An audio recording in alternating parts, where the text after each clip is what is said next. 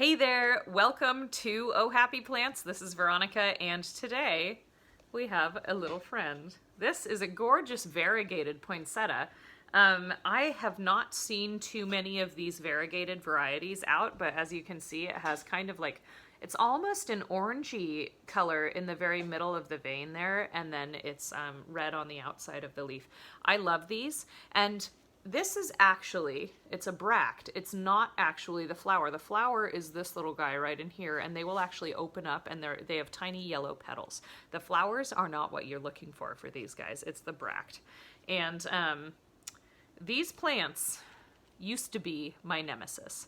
They gave me hell for about 3 years until I got them figured out, and I cared for maybe 100, maybe 200 of them each holiday season, and I did that for 7 years straight. So let me tell you what I know, because these ones they used to be the bane of my existence, and this one I'm actually quite fond of. It's really cute, and the variegated varieties I'm just starting to see more and more of. If you hear background noise, my son is about to spill a big pile of beads over there. Why don't you scoot that back, kiddo? Scoot it away from the edge of the couch, okay? Like the container you've got, sorry. Anyway, so he's doing a project. So, okay, so start to finish, how to pick a poinsettia, how to care for it, and I'm also going to include a couple of the tips that I learned that were total mysteries a couple of times when they happened. So the first mystery, let me just pull this guy out of here. Oh, and I got this container. It says Merry Everything, and I really like that, because why not play with nonsense? Like, Merry whatever. Like, I celebrate solstice because it's when the sun comes back, and that's all I care about in the wintertime is the sun coming back. Anyway, so here is a poinsettia. What you're going to see on the tag, if you can read the tag, is it is Euphorbia pulcherrima. It wants bright natural light. Feed every 2 weeks with mild liquid fertilizer. Water, keep soil evenly moist, soil, fertile, well-drained soil. So the soil that they come in is actually just fine for them. It holds a lot of water, which is good for these guys because they're thirsty as heck. Bright light will increase the lifespan, but you know, just bright and direct, like everybody wants, is great. You don't want it too close to a window. I'll get into that in a minute. But when you choose this plant, what you're looking for, so a 4-inch pot is going to be the hardest to take care of. You're going to want to check this one like every 2 days or so. Check it for water. And if you're watering really lightly, you want to check it every single day. So if you're a person who likes to fuss over their plants, this one might be your friend. What you want to look for is dead leaves in the soil. We've got little crispy dried up guys. If you see too many dead leaves in the soil, or dead leaves that are kind of like going up the stem, we've got a couple up here. That means that it wasn't cared for quite properly at the store where you bought it.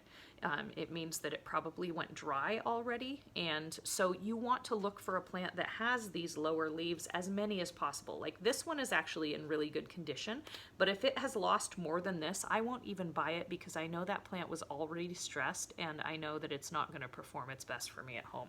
And the next thing you want to look for is any branches that are just a little bit floppy. Especially if you buy one that has one of those plastic cages that holds it up. Often the 8 and 10-inch varieties come with those plastic cages. Check all of the branches for any kind of like wiggliness where they attach down here. This should be totally firm, this connection right here. You don't want to push on it, you don't want to pull on it, they break really easily, but that connection should be really firm. What happened to a lot of our plants, because we would order in like, I don't know, thousands of poinsettias during the holidays, what they would do is they would pack them into these trucks. They would put the plastic sleeve on and then shove it into the truck. And those branches, like here's the main stem, here's a branch coming out, it would get kind of compressed up this way, and that would actually break the branch. but we wouldn't know yet. So then we take this gorgeous looking poinsettia and we install it into an account and like an office building or a lobby, and then we'd come through within the next couple of days to water them in and check on them and stuff, and we'd find entire branches were just wilted and dead. We couldn't figure it out until we started looking at the plants we received, and we found that these whoever was loading the trucks was just being too rough and trying to pack too many into the truck. So that's the first thing to look for, is any branches that are loose or wiggly. Those ones, if they look fine now, any of those branches, they will die on you. So if you're willing to, you know, take that hit, if it's a lower branch and it doesn't really matter and the plant is still nice and full, that's totally fine. But definitely look for that, because a lot of the times these are handled a little bit too roughly. They are a very delicate plant, so you don't want to be knocking them over. If they fall over in the car or something as you're driving to grandma's house for Christmas dinner or something, they will have a bit of a fit. Another thing to look for is spider mites. Like with most plants, these can come in with them. I haven't seen it very often with these guys, so I'm not super concerned, but definitely keep an eye out for spider mites or other little bugs. All right, so watering, next step. The soil should be lightly moist. I usually bottom water with these guys, but you don't have to. You can pour water right on the surface of the soil. You definitely want to pay attention. If they have fungus gnats, you can always remove the top layer of soil and add in more soil. They like a very, excuse me, I've been talking a lot, making a lot of tutorials. They like a very fluffy mix that holds a lot of water. Straight cocoa coir will do just fine as long as you're fertilizing. Straight peat, as long as you add the recommended amount of dolomite lime to raise the pH up a bit. I'm not actually sure what pH these guys take, but usually straight cocoa coir is about like 6.4, and that's a great pH for most plants. So if you need to remove and add some soil, or if you want to repot it, usually that is a good substrate for these guys. With the watering, you want to run water through the soil, let it absorb as much as it can, take it out, let it drain out the bottom, and then put it in a cache pot or like a saucer or something like that. I wouldn't recommend keeping these in a pot that just like has drainage holes and a built-in saucer, because you're not really going to know how much water is in the soil necessarily down at the bottom. You may overwater, you may underwater. Chances are you'll underwater. These guys drink a lot. So for a 4-inch pot, what I recommend is checking it every 2 days, watering it very thoroughly to saturate all of the soil, but you don't want to leave it sitting in a puddle until you know more about how the plant is drinking, and then you can get away with a little bit, like maybe this much water in the saucer. But you never want it to have wet feet all the time. If it doesn't drink the water in the saucer within a day or two, then you're giving it too much, and you need to back off a little bit. These guys are definitely going to drink more if there is a heater around, if there is a lot of airflow, if it's a lower humidity environment, they're going to drink more. Or if it's really, really bright, they're going to drink a bit more too. Let's see, what else? Going dry, the leaves will shrivel up. Where did those leaves go? I've lost it. They shrivel up like this. And this is just like a leaf that went too dry and then they fall off. If you get it too wet, they shrivel up like that too. So always, always check the soil moisture. Also, if the leaves shrivel up like that, they're never coming back, so you might as well pull them off. If they have like a couple sprinkled throughout, like up in the plant, you can just pull those off. They're never gonna come back, really. If they're just a little bit shriveled, they can, but if they're super shriveled, they're not gonna come back, and you can just pull them off. All right, now the very last thing that is like one of the main care tips for these guys comes from having, let's see, I had 12 of these in 6-inch pots. Oh, I was going to go into that. Let's pause for a minute. This is the last bit of watering. For a 4-inch pot, I would check every day or two until you get used to how much water it's using.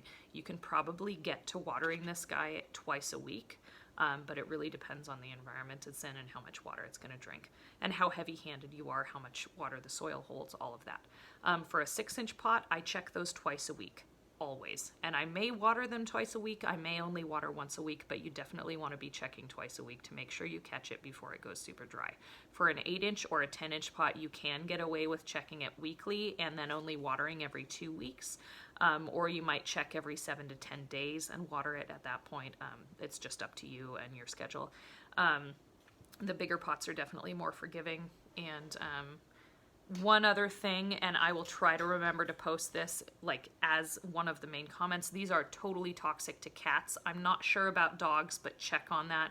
I had a cat for ages, and I would keep my poinsettias when I would be bringing them in to install in accounts. I never had them in my house, but I kept my poinsettias last Christmas in my bedroom with the door shut, the ones that I was taking out to put other places, because I don't want that cat around them at all, because even one leaf falling on the floor might be able to kill her. I don't know. I don't know how toxic they are. I just know that they're very toxic, so don't keep them around your cats. I wouldn't even bring one home. Honestly, if it hadn't been for my job. Okay, the last thing is an anecdote from working in this office building. They had waist-high planters. They had 10 of them on the main floor and a couple downstairs that would get new color every single month. And we would always do poinsettias during December. And so we put 10 in these planters, and then we would put 5 more poinsettias in a bigger size around the security guard station.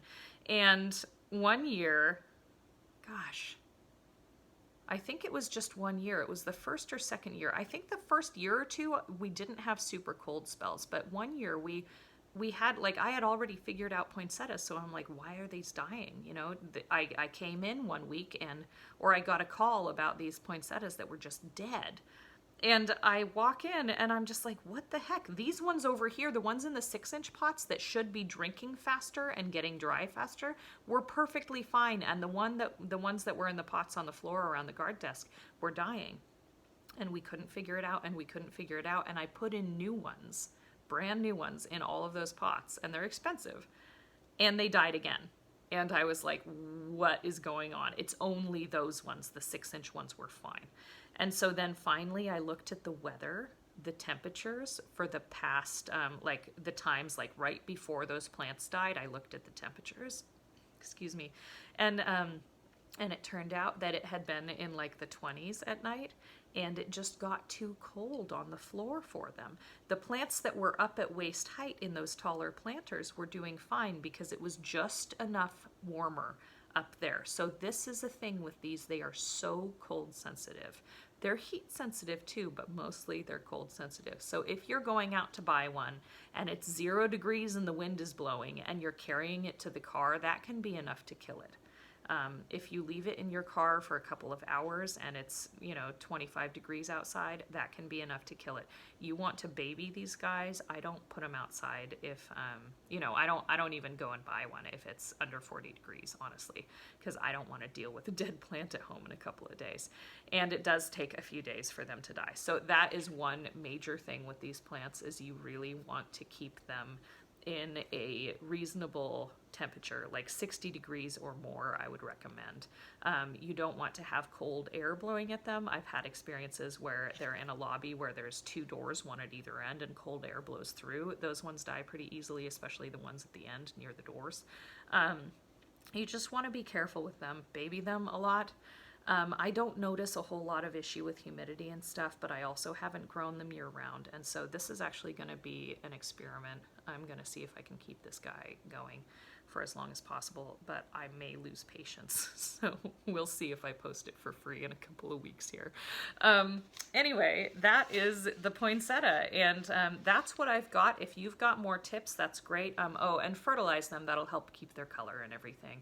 Great light maintains variegation, blah-de-blah. You guys know this already. I've been preaching that for ages. So anyway, that's the poinsettia. If you have more questions, or if you have any specific questions, definitely come to me with those. If your poinsettia is doing something weird, I will try to help you figure them out. And if I can't answer it, I am really good at internet sleuthing, so we'll get you answers. So yeah, enjoy, and happy holidays, happy solstice. The sun is coming back. Bye, guys.